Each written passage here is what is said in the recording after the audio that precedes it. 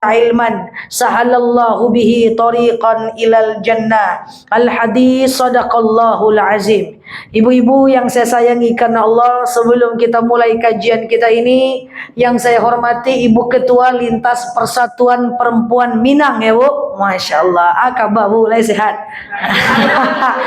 Iya mana tape mengundang Ustazah Minang ya. Oke, Alhamdulillah ini persatuan baru ya.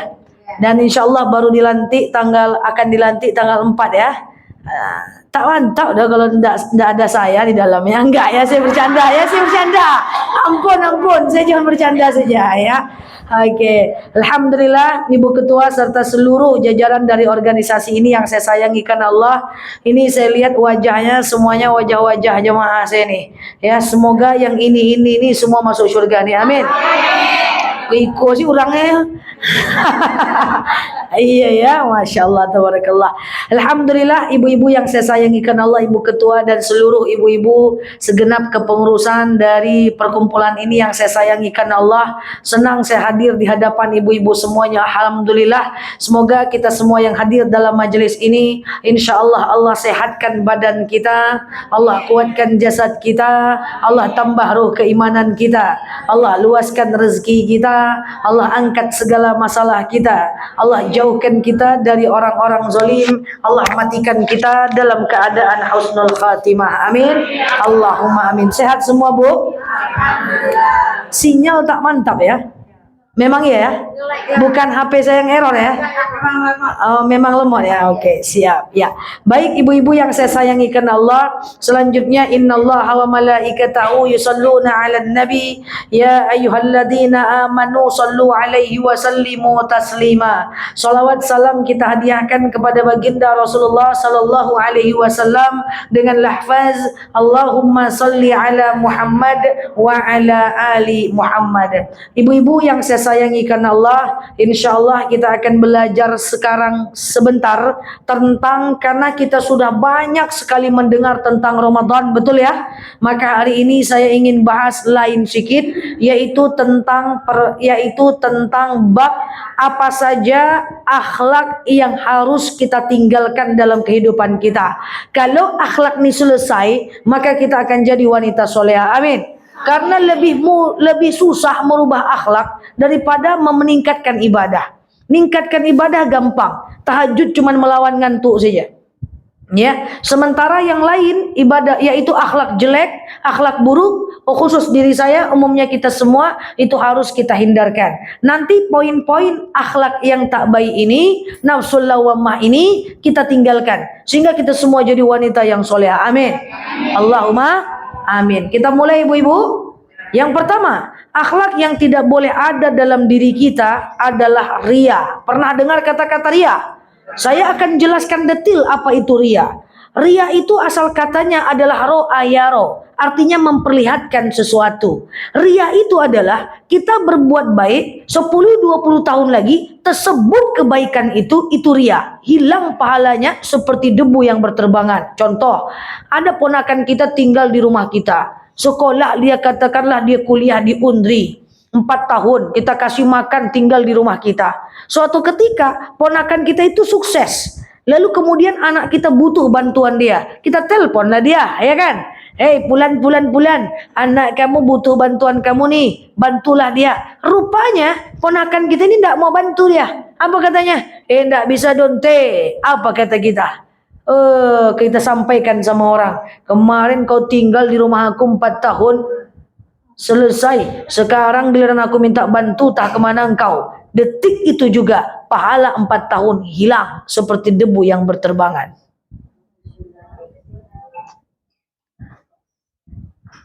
Kok tegang betul? Santailah. Harta raso ya. Ria itu.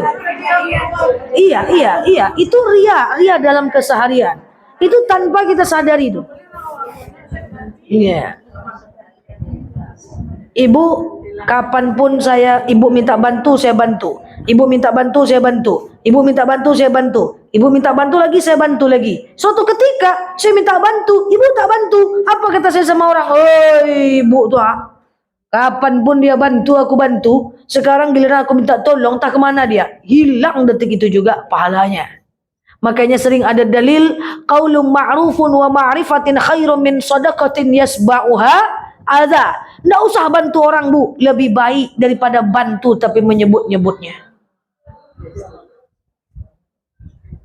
Dengan pengemis, dengan orang buta juga gitu. Saya sering mau ngasih rezeki ke pengemis, datang teman saya samping mobil saya yang bilang, Nel, gak usah bantu lagi. Ngapa gitu? Pengemis tuh kaya-kaya semua tuh tadi.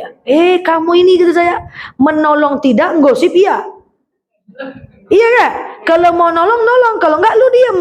Karena kalau benar ternyata dia kaya, kamu ghibah. Ternyata dia adalah orang susah, kamu fitnah. Urusan dia menipu atau tidak, urusan dia dengan Allah, bukan urusan kita.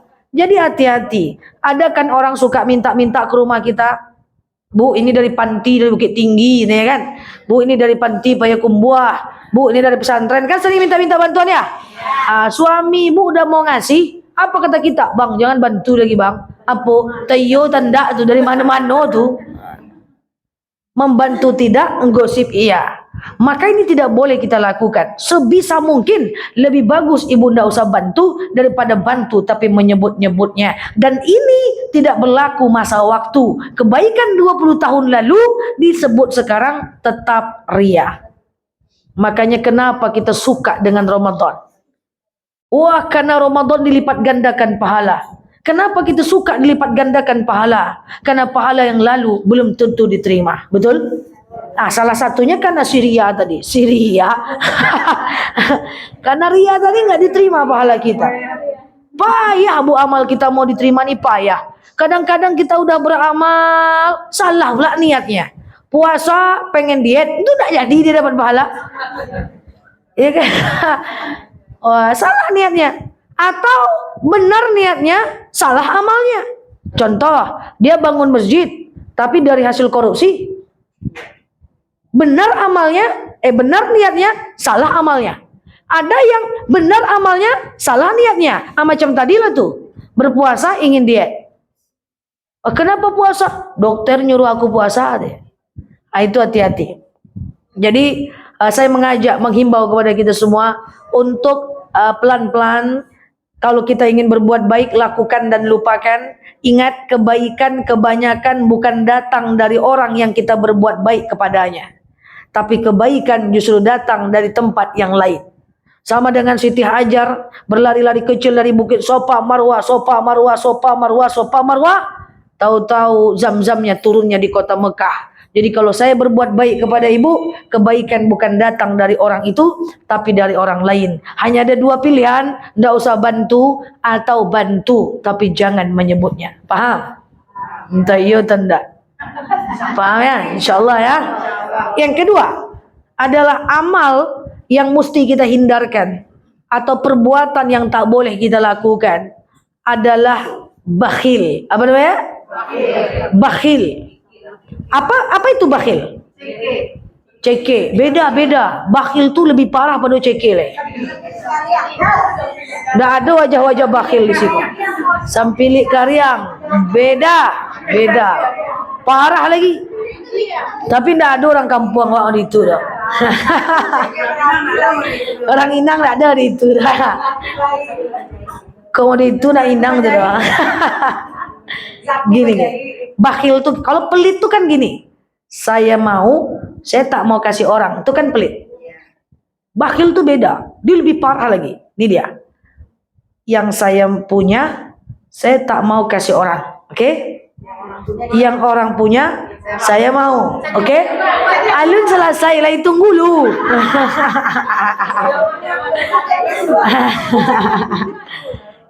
Yang saya punya, saya tak mau kasih orang.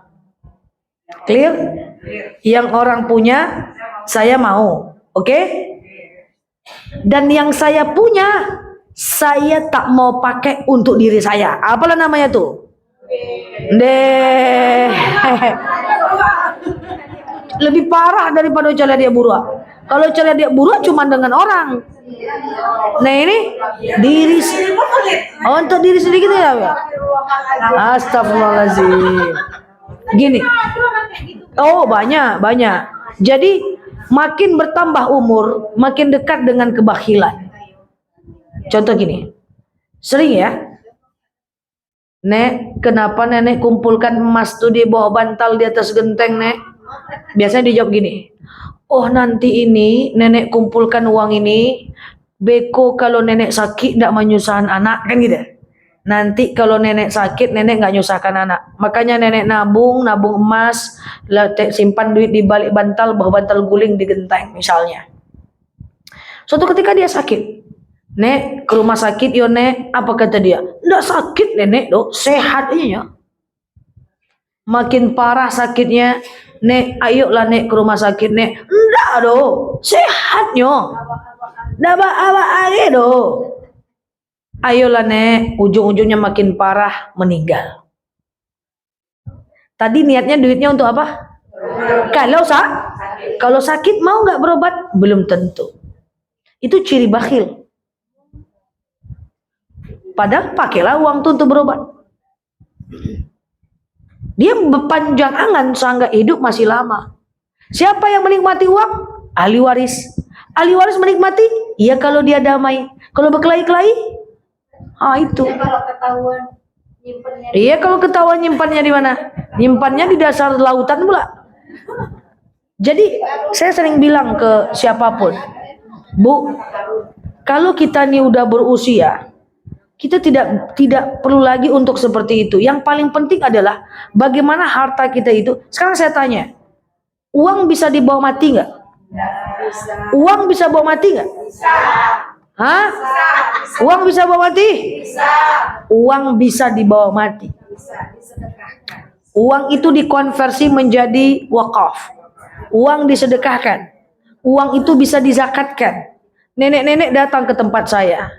Ustazah, nenek ini nenek-nenek tahu saya nenek. Intinya apa nenek nih? Saya pengen masuk surga Ustazah. Saya biasanya tanya, nenek pengen masuk surga jalan biasa atau jalan tol? Jalan tol lah Ustazah. Oke. Nenek pengen masuk surga, surganya reguler atau VIP? VIP lah Zah. Oke. Nenek punya apa untuk masuk surga? Saya tanya, nenek rajin ibadah enggak? Enggak pernah nenek ibadah. Waktu kecil menghalau tiak datang ke rumah, pergi ke sawah pagi sore, akhirnya nenek tidak ibadah. Anak kecil-kecil, pas anak besar merawat cucu pula. Tidak pernah nenek ibadah ke masjid, jarang. Oke, yang kedua, nenek punya ilmu enggak? Cemana nenek punya ilmu nak? Nenek ibadah yang wajib-wajib aja. Ilmu nenek enggak ada, majelis taklim susah, mengasuh anak, merawat cucu. Oke, ilmu enggak ada, ibadah enggak ada. Saya tanya, nenek punya uang enggak? Enggak ada uang dong saja. Oke, enggak pula ada. Modal surga 3 itunya. Ya kan? Surga itu bisa masuk dengan ilmu, betul? Ilmu tuntut banyak-banyak kasih ke orang masuk surga gitu tuh. Punya uang, punya ibadah. Ya, banyak-banyak ibadah masuk surga. Yang ketiga bisa masuk surga dengan uang. Nenek punya uang enggak? Enggak ada saja. Apa yang nenek punya? Nenek punya rumah kos-kos saja 8 pintu. Pintunya aja. Oh, enggak ya? 8 pintu. Oke, sekarang saya tanya, nenek punya rumah kos 8 pintu. Sekarang saya tanya, nenek hari-hari makan apa? Buah-buahnya juga saja, karena udah tak bergigi, makannya bubur. Saya biasanya bilang, Nek, untuk makan bubur tak perlu rumah petak 8 pintu do, Nek. Gimana maksudnya saja? Jual 3 petak, sisakan 5 petak, yang 3 petak bangun masjid. 5 petak untuk beli bubur. Lah untuk warisan saja, jangan. Anak ditinggalkan warisan atau tidak, dia tetap harus bekerja. Jangan sampai nenek meninggal tak bawa bekal apa-apa. Sisakan 5 untuk bubur dan anak, 3 bangun masjid. Kalau bangun masjid kenapa Ustazah? Allah berjanji, man bana lillahi masjidan banallahu bihi baitan fil jannah. Siapa yang membangun rumah Allah di dunia, Allah akan buatkan untuknya rumah di surga. Nenek nanti mau masuk surga, ditanya malaikat, kenapa, kemana Nek? Oh enak aja kau tanya-tanya malaikat, tuh di dalam rumahku. Masya Allah, bisa masuk surga dengan uang. Makanya bakhil itu adalah dengan diri sendiri. Jadi kalau ibu sekarang punya emas, cek emas-emas di rumah ibu. Kalau ada alat scan umur nih, tidak lama lagi nih. Jadi sisakan untuk sedekah. Kenapa? Karena harta kita bisa menolong kita nanti di akhirat. Punyalah cita-cita mati syahid, cita-cita untuk bangun masjid. Kalaupun nggak bisa satu bangunan, berapa sak semen, Allah buatkan rumah di surga, insyaallah. Amin. Pertama tadi hindarkan namanya ria. Yang kedua, bakhil. Oke. Yang ketiga, ibu-ibu yang saya masih lama nih. Cemana nih? Oh, segan sih lama-lama. Tanyalah sama anak apa cara mau ustazah. Anda jale do, yang penting biru bajunya, itulah. Yang ketiga adalah sifat yang tidak boleh kita hindarkan. Nanti saya akan beritahu cara supaya ibu tidak terjebak dalam ini, yaitu ghibah. Ghibah itu payah. Kita tidak pengen ngomongin orang, orang pula mengajak kita ngomongin orang. Kata kakak saya, bagaimana cara menghindari ghibah tuh, Dek? Soalnya enak, Dek, seru, Dek.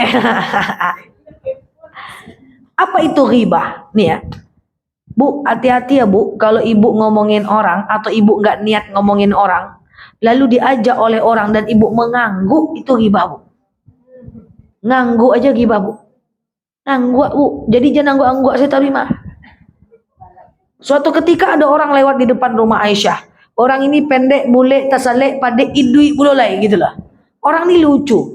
Lalu Aisyah ngomong kepada Rasulullah, "Ya Muhammad, ta'al. Kesini Muhammad. Ada apa Aisyah? Unzur ya Muhammad, iddahu mudhahi." Tengok Muhammad, itu ada orang lucu betul. Lalu apa kata Muhammad? "Uskut ya Aisyah. Diam kau Aisyah." "Ngapa pula diam ya Muhammad? Kan betul dia lucu. Kan betulnya dia lucu." Apa kata Muhammad? "Kau ceritakan saudaramu walaupun betul, tapi kan dia nggak suka diceritakan, termasuk gosip." Lalu Aisyah berkata, "Apa batasan gosip ya Muhammad?" Apa kata Muhammad? "Hatta qalat na'am." Engkau ngangguk saja gosip. Hati-hati. Suatu ketika, misalnya ada kawan menceritakan orang, "Lihatlah tuh ibu tuh, sejak suaminya tidak di rumah, banyak anak bujang depan rumahnya." Astagfirullahaladzim, ya pula ya. La ilaha illallah, iya ya. La haula wala quwata illa billah, iya ya. Iya ya, mengangguk itu gosip. Aku saya ceramahnya lain. Jadi kayak mana? Nggak apa-apa ya, saya bercanda aja. Terus gimana Ustazah? Masa saya geleng-geleng? Ada caranya. Cara yang paling lemah adalah diam. Akan payah Ustazah kalau diam, oke? Kalau nggak bisa diam, pakai cara yang kedua, pergi saja. Ibu pura-pura ke toilet, tapi bener-beneran ke toilet, biar nggak bohong. Atau cara ketiga paling mantap, kalau ibu bisa lakukan, nomor 3, ibu adalah jamaah saya. Apa itu? Sebutkan kebaikan orang yang dia gosipkan. Tengoklah tuh ibu tuh, banyak anak bujang depan rumahnya sejak suaminya udah pergi, tapi gimana pun baik tuh orangnya. Kemarin dia sedekah ke masjid tuh. Nah, gitu. Paham? Jadi kita nih harus terbiasa tahu baiknya orang. Biar kalau ada orang yang ngajak kita gosipin orang, kita spill kebaikannya. Itu paling mantap. Tapi nanti dia bantah saja. Kau aja enggak tahu. Jahat dia tuh. Yang penting kita udah spill kebaikan dia, kita terhindar dari ghibah.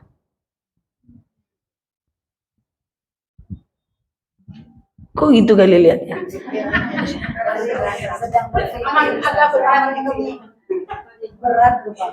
Ghibah itu dosa gede. Ada dalil. Man sanna fil Islam sunnatan sayi'atan falahu sayi'atun misluha. Siapa yang menyebar aib orang lain, nanti orang lain menyebar, orang lain nyebar. Ibu cerita sama saya, "Ustazah, saya punya aib begitu. Saya nggak tahan, saya cerita." "Bu, ibu tuh cerita tapi jangan bilang-bilang dah." "Tenang aja lah Ustazah, nggak bilang-bilang doh. Rupa cuma 2 hari tahan tak tidur pula menyimpannya sendiri." Akhirnya cerita ke sebelah, "Bu, ini ada cerita nih, jangan bilang-bilang dah. Ujung-ujungnya satu kampung orang tahu." Itu dosanya, dosa saya. Tadi saya nyimpan gosip, nyimpan aib orang, saya sampaikan, harusnya saya berdosa cuma sekali. Akhirnya sampai dosa semua. Dan dosa ibu semua, saya tanggung tanpa ngurangin dosa ibu-ibu semua. Itulah dosa jariah, passive income dosa, multi level marketing dosa, download dosa.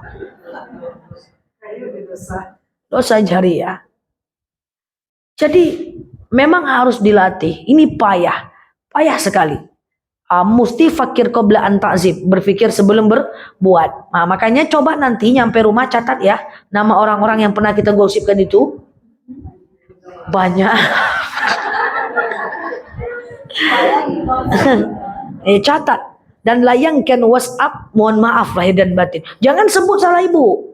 Maaf ya, ngapa kau gosipkan kau suruh saja Nela minta maaf, jangan ya. Ya, ibu cukup mohon maaf lahir batin ya, udah gitu aja. Mohon maaf lahir batin ya, udah gitu aja. Nah, masalahnya enggak itu, Bu. Masalah ada yang lebih berat lagi, Bu. Tadi kalau ibu bilang itu berat, ada yang lebih berat lagi, Bu. Apa yang lebih berat? Kalau kita menggosipkan orang yang kita kenal, urusannya gampang. Kita tinggal ucapkan mohon maaf lahir dan batin. Masalahnya gimana kalau kita menggosipkan orang yang kita nggak kenal? Ria Ricis. Udah rujuk dia. Ibu-ibu yang saya sayangi karena Allah. Hanya ada 2 tempat kita minta maaf. Pertama, minta maaf di dunia. Yang kedua, kalau nggak selesai di dunia, maka kita harus minta maaf kepadanya di padang mahsyar. Kita akan cari orang-orang yang kita zolimi, orang-orang yang kita ceritakan, orang-orang yang kita fitnah, orang-orang yang kita bikin sakit hatinya. Itu mencarinya matahari sejengkal di atas kepala, tak pakai baju kita mencarinya. Pas dapat pahala kita kasih buat dia. Pertanyaannya bukan itu. Gimana cari kawan di padang mahsyar? Mencari kawan di pasar kaget aja pening kepala kita. Jadi kalau orang kita kenal, kita gosipkan, kita bisa mahir batin ya Bu, mahir batin ya Bu. Gimana kalau gosipkan orang yang kita nggak kenal? Makanya kalau makan di kafe, minum di kafe, buka puasa atau apapun, tengok aja lah meja kita. Jangan tengok juga meja orang. Tengok tuh. Mana caliat tuh, ngapo apa tuh, ngapo gadang paruinyo. Setelah itu dia pergi bayar. Kemana ibu mau cari dia? Coba saya tanya. Kemana ibu mau cari? Coba. Pergi pesta jalan berempat. Datang orang pertama. Pengantin bengkok alisnya. Ala kanela pengantin. Muas yang dipakainya tuh. Ala 2 ulah kanela muas beserta seluruh staf dan jajarannya. Datang orang ketiga, kalionya jalan, kena pula tukang masak. Lah, cari mereka di dunia atau sampai ketemu di padang mahsyar. Welcome. Tak boleh ngomongin jeleknya tuh, tak boleh apapun motivasi kita. Maaf, suami ibu bilang, Mama, makan pecel lele itu yuk. Oh, tak mantap tuh bang, rasanya tak apa-apa. Boleh nggak? Enggak boleh. Terus gimana Ustazah? Mama, makan pecel lele itu yuk. Ibu tak perlu sebutkan aib pecel lele itu. Ibu cukup bilang, bang, aku lagi pengen yang itu bang. Yang itu enak rasanya bang. Kan gitu Besti. Cemana ini? Kemana aja? Paham ya? Kecuali untuk islah. Apa itu islah? Perbaikan. Dia minta testimoni. Islah. Boleh menceritakan aib suami di hadapan ustazah untuk cari solusi. Boleh menceritakan aib anak di hadapan guru ngajinya untuk cari solusi. Itu namanya islah. Boleh menceritakan aib istri di hadapan mertua kalau ada masalah pecah rumah tangga untuk perbaikan. Itu islah. Tapi kalau cuma cerita-cerita aja, itu riba. Paham batasannya? Paham batasannya? Catat nanti namanya ya.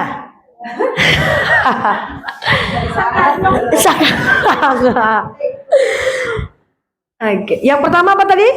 Ria. Kedua? Bakhil. Ketiga? Riba. Yang keempat adalah namimah. Apa namanya? Namimah. Pernah dengar kata-kata si namimah? Belum pernah. Ini namimah ini. Ayo kita kenalan dengan namimah ini. Dalam dalil dikatakan, "Mayyamshi 'alan namimah harramallahu jasadahu lidukhulil jannah." Siapa yang berjalan di atas namimah, haram jasadnya masuk surga. Apa itu namimah? Namimah itu orang suka berjalan. Jalan ke sini ceritakan ini, jalan ke sini ceritakan ini, jalan ke sini ceritakan ini, jalan ke sini ceritakan ini. Akhirnya orang berantuk-antuk berkelahi gara-gara dia. Namanya ular berkepala dua, pagar matam tanaman, pengadu domba, ya. Oh, kemudian udang di balik bakwan. Itulah namimah. Ingat Bu, namimah bisa menghancurkan organisasi, namimah bisa menghancurkan satu komplek, namimah bisa menghancurkan satu RT, namimah bisa menghancurkan satu majelis taklim. Apa beda ghibah dengan namimah? Beda. Kalau ghibah kelihatan, namimah di bawah lipatan. Beda. Saya contohkan ya. Misalnya saya tukang ghibah. Ustazah, kayak itu teman saya itu ustazah, dibilangnya saya sombong ustazah. Memang mulutnya macam itu Bu, bapaknya pun kayak gitu Bu. Itu gosip, jelas. Paham? Kalau namimah beda Bu. Namimah tuh beda Bu, namimah tuh gini. Misalnya ibu cerita ke saya, ustazah, iya, si Fulan tuh dibilangnya saya sombong ustazah. Udahlah Bu, ibu sabar aja Bu. Dia kayak gitu karena dia tidak ngerti Bu. Ibu sabar aja lah ya. Walaupun kalau saya jadi ibu tak tahan juga saya Bu. Paham nggak? Paham nggak tuh? Sabar aja lah Bu. Walaupun sebenarnya dia keterlaluan, kalau saya jadi ibu entahlah. Mau bangkit emosinya, tapi sekayaknya saya baik nyuruh dia sabar. Terus saya jalan lagi ke situ, kan cari kerjanya berjalan. Jalan lagi ke situ, ustazah, saya nggak ada ngomong dia sombong. Kok dituduhnya saya ngomong dia sombong? Udahlah Bu, ibu tenang aja lah. Ya, dia baik-baik aja nyo. Cuma ya kayak mana ya Bu ya? Kalau saya jadi ibu udah saya kejar dia tuh Bu. Tapi cuman lagi Bu? Kita nggak bisa kayak gitu Bu. Udahlah sabar aja lah. Walaupun kalau saya jadi ibu tak tahan juga saya. Akhirnya nih emosi orang meledak nih berdua. Mereka bertengkar. Saya aman di sini, saya aman di sana. Saya kelihatan baik. Tidak ada yang menyalahkan saya. Padahal pelakunya adalah saya. Namimah butuh waktu untuk mencarinya. Kalau ada namimah, maka harus ditinggalkan orang itu, tapi tetap jalin silaturahmi dengan dia. Kalau ada dalam satu grup, gak masalah dia dikeluarkan kalau memang ketahuan dia namimah. Ini bisa hancur orang semua. Itu hati-hati itu. Kalau udah ketahuan dan terbukti. Ya, jadi begini ya. Sekarang saya tanya, di luar konteks yang tadi, ngeblok orang di WhatsApp boleh nggak? Blok, mutus silaturahmi nggak? Blokir. Boleh nggak?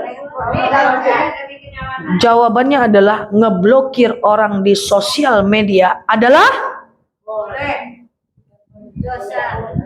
Jawabnya sekarang atau kapan-kapan? Jawabannya adalah boleh. Kalau dia WhatsApp kita terus, menghina kita, nyakitin hati kita, mengganggu kenyamanan kita, akhirnya dia juga berdosa karena tingkah laku dia. Kalau hati kita jadi buruk, jadi nggak baik. Kalau kita lawan, kita juga berdosa. Ini dua-duanya bakal berdosa ini. Maka kita blok dia untuk menghindarkan kamu dari dosa dan menjaga hatiku dari hina, dari berdosa, untuk menghilangkan kemudaratan. Tapi pas ketemu, angguk juga, pura-pura tak tahu aja. Jadi boleh ngeblok di sosial media supaya dia tidak berdosa dan kita juga tidak berdosa, tapi jangan putuskan ukhuwah Islamiyah dengan dia. Dia Bu, mengurangi urusan dengan orang bukan berarti memutuskan silaturahmi. Saya berteman misalnya dengan ibu, lama kita dekat, tahu-tahu ibu berkhianat. Saya tidak mau lagi berteman sama ibu terlalu dekat, tapi pas ketemu saya harus baik-baik. Kurangi urusan tanpa memutuskan silaturahmi, itu beda. Paham ya? Pas ketemu angguk juga, jangan pergi. Kalau kita mundur satu langkah itu mutus silaturahmi namanya. Itu ajalah dari saya, panjang kali pula. Pokoknya semoga kita terlindung dengan yang 4 ini. Yang pertama apa tadi? Ria. Yang kedua? Bakhil. Yang ketiga? Ghibah. Yang keempat? Namimah. Hati-hati banget dengan ria. Kalau bakhil mungkin bisa kita kontrol. Karena bakhil itu bisa dipelajari. Karena kita susah mengeluarkan uang, makanya saya sering bilang ke jamaah, uang tuh letaknya di tangan, bukan di hati. Kalau uang letaknya di hati, pitih keluar hati sakit. Ya. Kalau letaknya di tangan, uang keluar, hati biasa-biasa aja. Ya, santai aja. Kalau bakhil tuh bisa dilatih ya. Latih aja terus, sedekah subuh, sedekah subuh. Kasih berkah Jumat, kita sedekah. Itu bisa dilatih lah. Kalau ria, hati-hati dengan kata-kata. Tapi kalau bakhil bisa dilatih. Yang payah itu ghibah. Susah. Kita tidak pengen ngomong, orang ngajak ngomong, seru pula. Dan kalau di antara kita, saya minta maaf karena ini orang-orang kita aja nih. Saya ingatkan satu hal ya. Semua manusia itu punya salah. Al-insan fi mahalil khata' wan nisyan. Manusia itu tempat salah dan lupa. Minta maaf Bu. Kalau ada dalam organisasi kita, Allah bukakan aib teman kita, bukan berarti kita nggak punya aib. Tapi Allah bukakan aib teman kita. Misalnya maaf dia jalan sama suami orang, misalnya gitu ya. Atau misalnya dia penipu, tertangkap. Atau misalnya dia adalah bangkrut bisnisnya gitu ya. Saya pengen ingatkan kita semuanya. Kalau kita tidak bisa menenangkan hatinya saat dia sedang bermasalah, minimal jangan menggores hatinya dengan menceritakannya. Ya, itu aja pesan saya. Dia punya aib, kita juga punya. Cuma bedanya aib dia Allah buka. Kalau Allah buka aib teman kita, karena dia teman kita, kita bela dulu. Baru kita nasihati belakangan. Jangan kok gitu, tulah dia kayak gini tuh, dia kayak gini tuh. Jangan. Kita akan jadi orang zolim. Jadi terima dulu. Kalau kita nggak bisa menenangkan hatinya, minimal jangan merusaknya dengan menyakitinya dan menambah beban hidupnya. Nauzubillah. Demikian. Kayaknya sudah pada wajah-wajah redup semuanya, mengingat kesalahan masa lalu, ya kan? Yang lalu biarlah berlalu, ke depan kita perbaiki. Makanya payah kalau mengundang saya, ndak aman jantung, ya kan? Salah siapa ngundang saya, ya kan? Oke. Demikian, wallahu a'lam bishawab. Mohon maaf lahir dan batin. Assalamualaikum warahmatullahi wabarakatuh.